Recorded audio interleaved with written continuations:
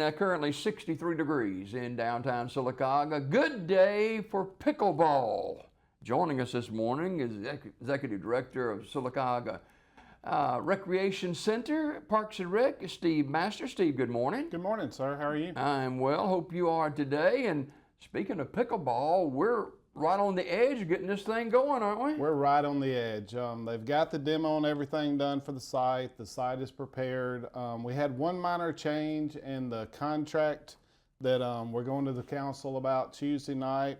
It should be a piece of cake to get that passed, and we'll be ready to go to bid in about 2 weeks. So how many courts is there? It's going to be 8 pickleball courts. There's going to be a full-size basketball court in the back. There's going to be a green space right there in the middle that's actually really, really big, and all that's going to be turf. So it'll be, we're thinking there, maybe we could do some movie nights in the park and stuff. So it's not just pickleball, but obviously pickleball is the fastest growing sport in America. So we wanted to put a large amount of focus on that. Well, that location actually is larger than the eye might think. It was amazing when they got out there and started, filling in the hole and tearing the building down. I stood in one of the corners and just kind of looked across, and I was like, my goodness, this is a really big spot. So when we first talked about pickleball and how many courts and basketball, I was like, is that going to fit? And now I'm just like, it's going to be an amazing project for sure. My grandson, one of my grandsons, he's 15, and he's into all these kind of things. And I said, pickleball? He loves pickleball. It's amazing. We have a local group that just kind of formed, organically, and Jonathan Douglas and Rosa from the hospital. And, it started small and it grows and it grows. And now on Tuesday and Sunday nights, they bring chairs out there to wait on courts to play pickleball. And they've been really smart about it. They've done some fundraising through some tournaments and stuff. They're teaching kids how to play to keep them, get them active. And they've done an amazing job. It's economical too. It's extremely economical. Now, like any sport, you can spend as much as you want to. Shannon and I ordered 2 paddles and a couple balls for $30 off Amazon. Wow. And, you can obviously go spend $300 on a paddle if you would like, but it's a very active sport without having to be in incredible shape to enjoy it. So when do we anticipate all this being wrapped up and ready to play pickleball? So we're hoping the end of the summer, hopefully around August or September. Reed Calfee and their guys did an amazing job preparing the site out there. As you know, it's not irrigation and plumbing and stuff like that. We will have ADA restrooms there, but mostly it's flat the surface out, put a new surface down, some nets and some fence. It will be lit. So, I don't think construction will take an extremely long period of time. We obviously have to put it out for bid for 30 days because it is a big state project, but I anticipate this opening well before it gets cold outside. Steve Master, Executive Director of the Sylacauga Parks and Rec in town, and but May is going to be a huge month, isn't it? May is a big month for us. I was approached by Bill Farr, who can talk anybody into anything if you didn't know that. He's an amazing guy.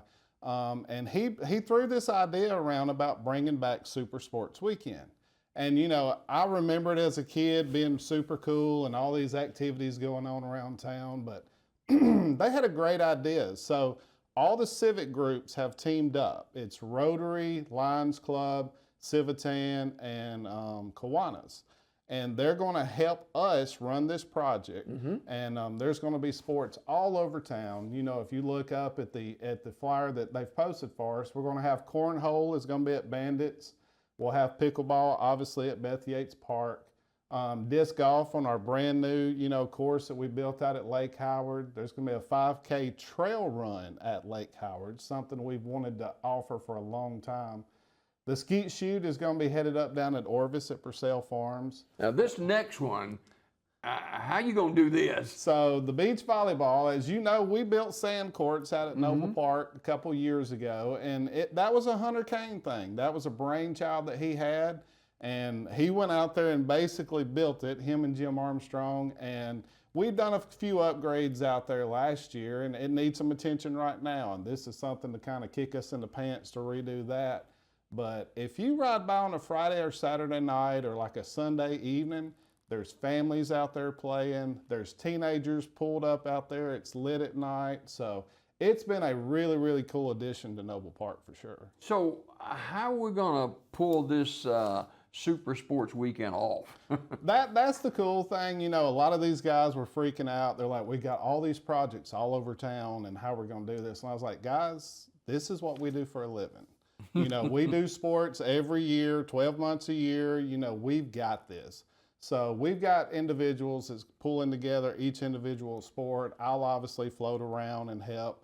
They're going to have tents set up from the different civic groups at each location. And there's a lot more information on there as far as the pricing, the times, you know, specific locations and everything. So if they go to our website that we're always pushing, you know, sylacauga.recdesk.com, there's the individual programs listed for each individual thing with all the information. You can register there and we'll get you signed up, and it's going to be a great weekend. Steve Masters, our guest this morning, and you know, we talked about pickleball, and you know, until the last year or so, I didn't know what pickleball was, what it meant, or anything else. And you know, 2 years ago, I didn't know anything about food trucks either. Oh yeah. But they're everywhere now. You know, that's our thing. We try to stay on top of things in Parks and Rec. I pretty much make all of our department heads. We go to district meetings, we go to conferences, and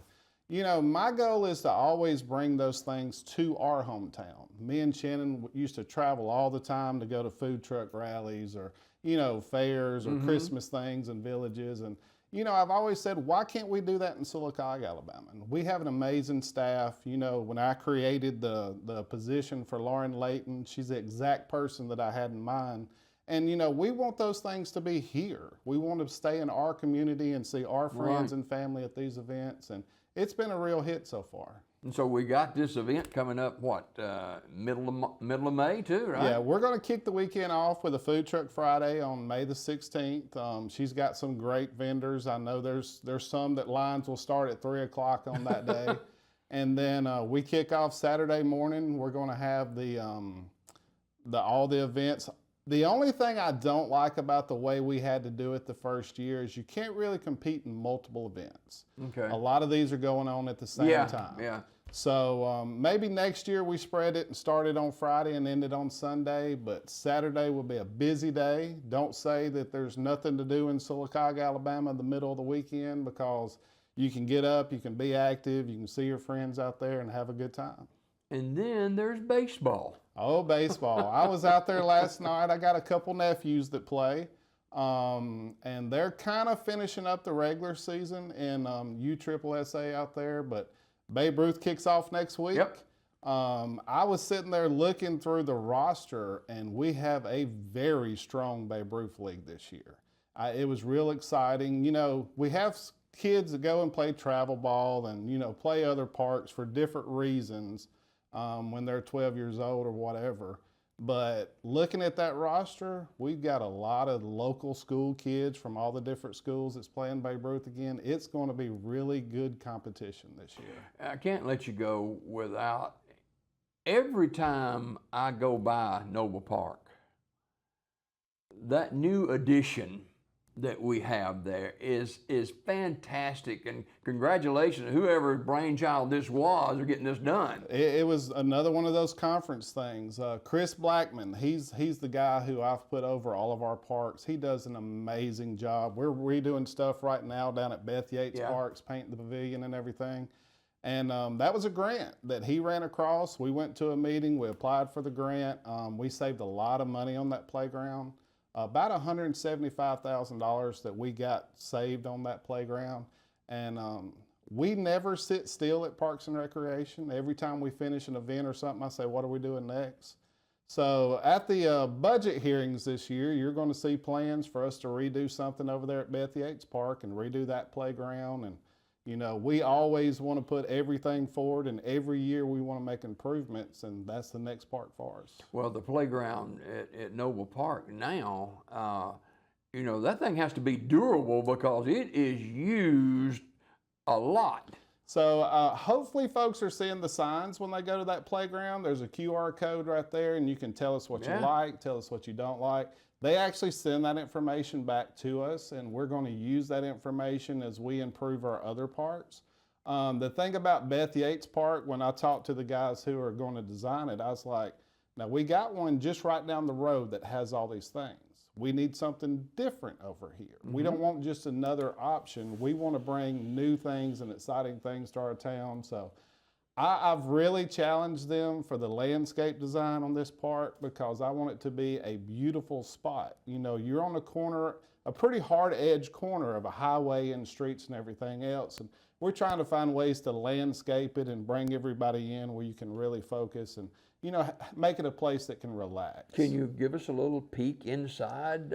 I will tell you this. So the new playground at Noble Park, we wanted to make it inclusive. And inclusive means that older age, you know, able-bodied kids can play with everybody. Can play with everybody. So I mean, we hit the nail on the head with that. If you go out there, you'll see all ages, all abilities. There's things that keep everybody entertained and active over there. We fenced it in and gave mom and dad a place to sit over here so they don't have to worry about their kid running off. Well, Beth Yates Park, if you'll notice, it's right over there across from a church and right down the street from a daycare and stuff like that. And we actually make several trips throughout the day to monitor the type of people and who are using our parks. It's going to be more of a toddler park. Wow. You know, if you go to Noble Park right now and there's 50 kids out there running around crazy, and maybe your kid's shy and your kid's like 7, 8 years old, maybe a little younger, they may be a little intimidated. So Beth Yates Park is going to be more intimate setting. It's going to be more one-on-one, a lot of mommy and me kind of things out there. So it's going to be a really We've got several exciting parks too. Oh, you know, we've got 10 parks all over Sylacauga. There's people who see, you know, new things at our main park and they're like, what about us? We're coming. I promise you. It's simply a budget and a time thing. We want to get our main parks in town up and established where we want them, and then we'll hit Fairmont and Moon Park and, you know, all these other places at South Highland. We got exciting news coming to Veterans Park too. We finally got a helicopter. Jim Heigel's been working on that for like 15, 20 years. We've got the architects that's drawing up the podium and everything now. And so we'll have a helicopter on site? We will have a helicopter on site at Veterans Park, and we've already applied to put a tank out there. So, like I said, we don't sit still. We're always trying to bring new things and, you know, make our parks the best they possibly can. And it takes money to do all of this. It takes a lot of money. We're very efficient. You know, we're a staff of 12 full-time people. You know, we have our seniors, we have athletics, we have parks, we have special events, but we all help each other. And every day, I pretty much talk to every department head and see how I can help them. I feel like my job is to make sure they got the money and the ability to do what they want to do. So I have an amazing team. Some days I'm sitting there twiddling my thumbs, and other days, you know, I may be out cutting a field or planting flowers at Veterans Park this other day. So we have an amazing team. We try to be very efficient. And this past council, I will say, has helped us with our budget. That's a battle every year, something we don't really look forward to because it seems like Parks and Rec is always, okay, what do we have left over? You know, we've had that conversation and everybody else has got their stuff. And, you know, we've got new fire trucks. We got fire trucks that's been renovated. We got new police cars now. And I'm that guy that, hey, we're over here. It's our time. Us, library, museum, you know. You got to look at those things. First responders are extremely important. There's no doubt about that. The quality of life in your hometown sets the mood for every day of your life. So that's always been our focus. Is anything moving on this complex out here on 21? It's the slowest process. I lay in bed at night just walking through this thing in my head. They won't admit it, but the same architects are doing the pickleball courts that are doing the rec center. Okay. And I think they saw an opportunity to knock a small project out, and we're still making headway with the new rec center. We've pretty much designed the pool. We have the footprint of the building laid out. It took a while to figure out how they're going to situate it on the property. just based on core drillings and things like that. But I anticipate very, very soon that we've got some actual renderings of this project, and we are supposed to put a shovel in the ground in December. And I'm looking at the clock and looking at the bid process and all that. So I anticipate that we're going to be up here sitting showing some drawings within the next couple of months. All right, Steve Masters, our guest from Sylacauga's Parks and Rec. And Steve, you do a great job. Your staff does a wonderful job, and we applaud them. Anything else we want to mention before we go, or we covered everything? I think we've covered a lot. I want to give a shout out to Billy Bean out there. I live a mile and a half from Lake Howard, but there's days I leave the wreck that I'm just brain dead and drive through that thing. Drive straight to the house. But I went out there the other day. The grass is cut. There's always tags from Georgia, Tennessee, Florida on that Sylacauga Trail. It is just a gem that's really becoming well known in the state of Alabama.